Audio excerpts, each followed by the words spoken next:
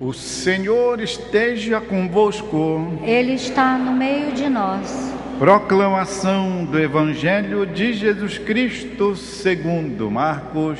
Glória a vós, Senhor. Estando com seus discípulos em Cafarnaum, Jesus, num dia de sábado, entrou na sinagoga e começou a ensinar. Todos ficavam admirados com o seu ensinamento, pois ensinava como quem tem autoridade, não como os mestres da lei.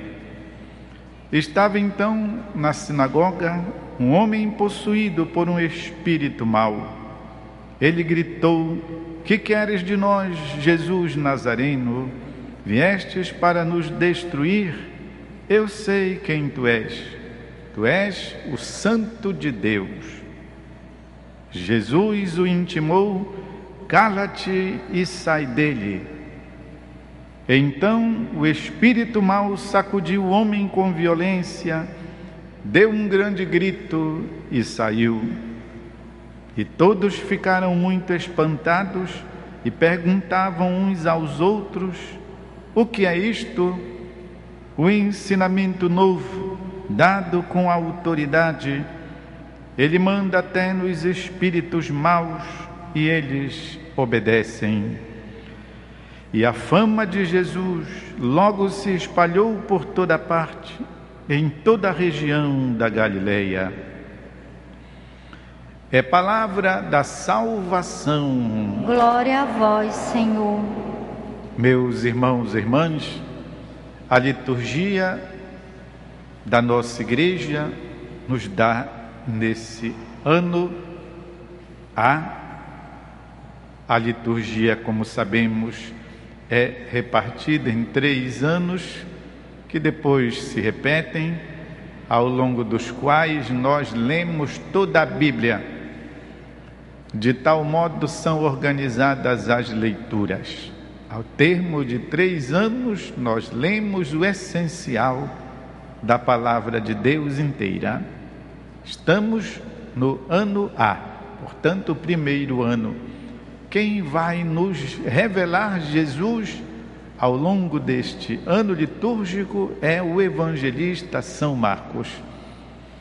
Como sabemos, cada evangelista, ao escrever a vida de Jesus, tinha a finalidade de alcançar um auditório, ou seja, tipos de pessoas, de modo que então eles facilitavam estas pessoas a reconhecerem Jesus, no modo como eles então ali apresentavam o Senhor. Por exemplo, o evangelista São Mateus apresenta Jesus para os cristãos que se tinham convertido do judaísmo, ou seja, apresenta nosso Senhor Jesus Cristo para os judeus cristãos. E o que é que ele faz? Só para nós termos uma ideia do exemplo. Ele então apresenta Jesus através da figura mais simpática que para os judeus havia. E quem era? Moisés. Portanto, São Mateus, que é judeu, apresenta Jesus como o novo Moisés. De tal modo, então, ele reveste Jesus dos modos de Moisés. Assim como Moisés subiu no monte, assim como ele lá escreveu as tábuas da lei, assim Jesus faz o melhor. Mateus faz Jesus, sobe no Monte das Oliveiras, proclama a nova lei, não mais escrita em pedras, mas escrita nos corações dos discípulos. O sermão da montanha. Estão entendendo? E qual é então a característica de Marcos? A característica de Marcos é escrever para aqueles cristãos que estavam se preparando, fazendo as catequeses para o batismo. de modo que o seu evangelho é uma espécie de um catecismo. Apresentar para quem não sabia nada como é a figura de Jesus, de maneira rápida e de maneira profunda. Por isso o Evangelho de São Marcos é o mais curto, só tem 16 capítulos.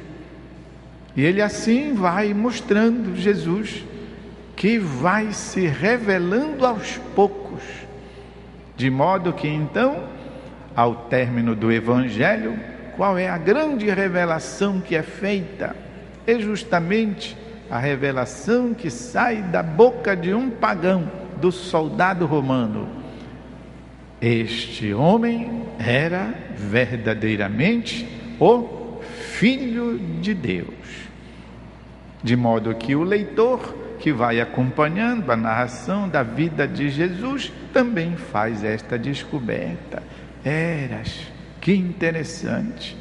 Ao término da leitura da vida do Senhor, narrada por São Marcos, e não é que é mesmo, a gente chega a essa conclusão: Jesus, verdadeiramente Filho de Deus.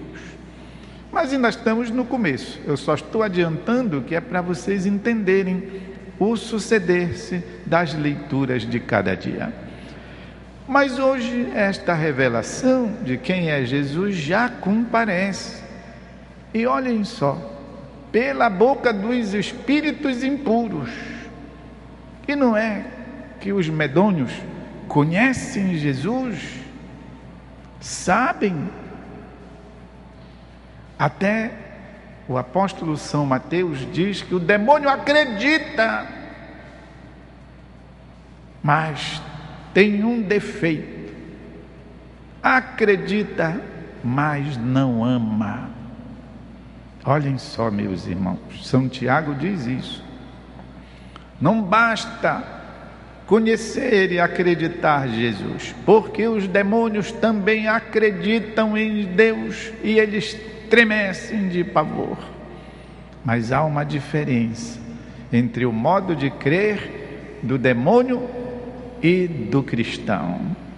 O cristão conhece e ama, o que o demônio não é capaz de fazer, porque o grande pecado dele é não amar a Deus, porque São João diz, não ama os irmãos. Pois bem, então aqui Jesus entra na sinagoga e é reconhecido por este espírito mau que pergunta, furibundo: que queres de nós, Jesus Nazareno? Vestes para botar areia na nossa paçoca? Viestes para nos destruir? Eu sei quem tu és. O demônio sabe quem é Deus. O mal conhece Deus. As trevas sabem quem é Deus. Viestes para nos destruir? Eu sei quem tu és o Santo de Deus. E a palavra de Jesus é mais interessante ainda, é uma ordem: cala-te, sai dele. Meus irmãos e irmãs, toda vez que a gente lê essa palavra de Jesus e a gente sabe dar a entonação devida, essa palavra conforta profundamente a nossa alma, o nosso coração, reacende, reaviva em nós a fé. Poxa, tem alguém que tem autoridade, que tem voz, tem alguém que sabe erguer a sua fala, tem alguém que pode comandar o mal, que dá ordens, e que por isso recebe a admiração das pessoas. Eras alguém com um ensinamento novo e não furreca fajuta, como o ensinamento dos mestres da lei, alguém que de fato fala e até os espíritos imundos sabem obedecê-lo. Isso nos ensina tanta coisa, meus queridos.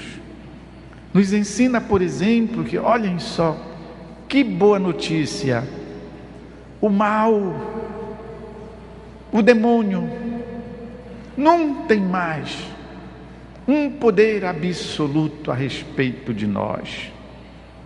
O mal, conquanto possua uma força, a força dele nunca se compara à força de Deus. A força de Deus é sempre incomparável, inigualável. As pessoas se abismavam, Ele ordena. E vamos ver noutros dias como Jesus dá ordens para o mar que está enfurecido, para o vento que sopra. Assim também Ele dá ordens para o demônio. Acaba com isso, sai daí, deixa esta pessoa, vai-te embora, vá de retrum Satanás, ou seja, vai-te embora daqui, Satanás. A palavra de Jesus dita com autoridade. Meus irmãos, pensemos nesta potência de Deus a respeito de nós. Ela também quer nos libertar, ela pode nos libertar. Essa força divina sai de dentro do próprio Deus, do coração do próprio Deus. Tudo aquilo que é de Deus é para nós. Deus não tem nenhuma finalidade para Ele mesmo. Tudo aquilo que Deus promove, todos os divinos mistérios, tudo aquilo que Deus revela, tudo aquilo que Deus é capaz de operar, é sempre com a finalidade do bem do homem. Nunca é para Ele mesmo, até porque Ele não precisa. A intercessão de Nossa Senhora, a intercessão dos santos, tudo é para nós. Renovemos esta certeza, esta confiança em nossa alma, porque algumas vezes nós somos sobrefeitos, nos sentimos assim como que oprimidos pela vitória do mal sobre nós, especialmente quando nós não conseguimos levantar a cabeça, quando nós não conseguimos nos livrar de um pecado, de um vício, quando não conseguimos vencer a doença, quando não conseguimos realizar o projeto de Deus a nosso respeito, e que então nos deparamos com o nosso fracasso, experimentamos aquela frustração no fundo do nosso coração. Não percamos a esperança. Deus pode, Deus comanda, Deus tem poder sobre o mal. Tudo isso para nós.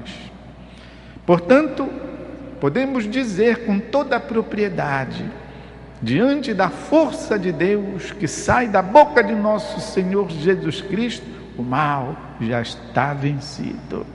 O mal já foi vencido. O apóstolo São Paulo diz isso. Onde está a tua vitória, ó morte? Onde está o teu aguilhão? Porque Jesus venceu tudo isso. Essa palavra de Deus também, meus queridos, nos ensina uma outra coisa. Que certa vez ouvi o nosso arcebispo Dom Alberto dizer, eu gravei, colou aqui na minha cabeça, eu nunca mais esqueci. O bem é capaz de vencer o mal. O mal tem cura, ele dizia. O mal tem jeito. É quando nós somos bons. Quando somos bons, somos capazes de desfazer o mal. Ou melhor dizendo, de não permitir que o mal aconteça. Eu certa vez escutei, ou melhor, li uma meditação, um comentário da palavra de Deus escrita por um santo protestante. Tem protestante santo. Olhe, esse do tempo dos nazistas, morreu mártir, morreu de fome.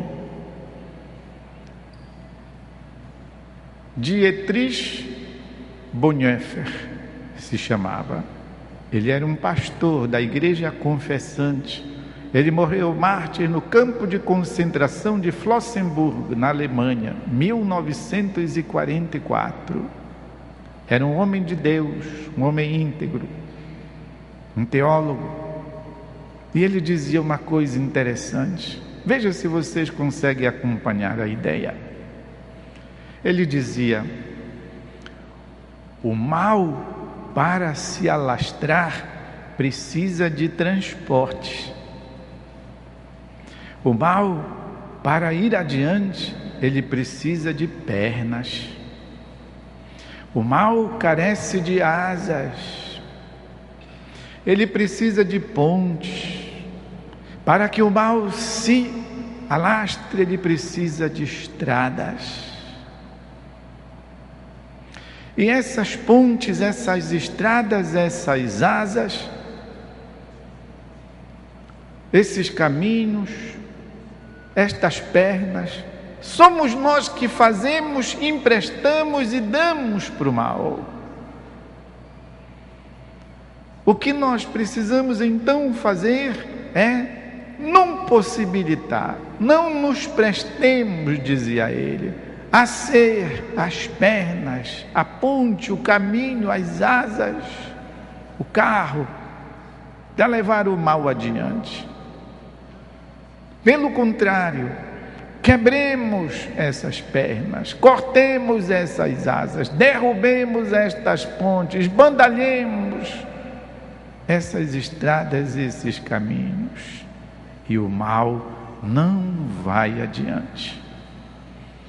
Querem fazer um pequeno exemplo? Mínimo. Uma fofoca, por exemplo.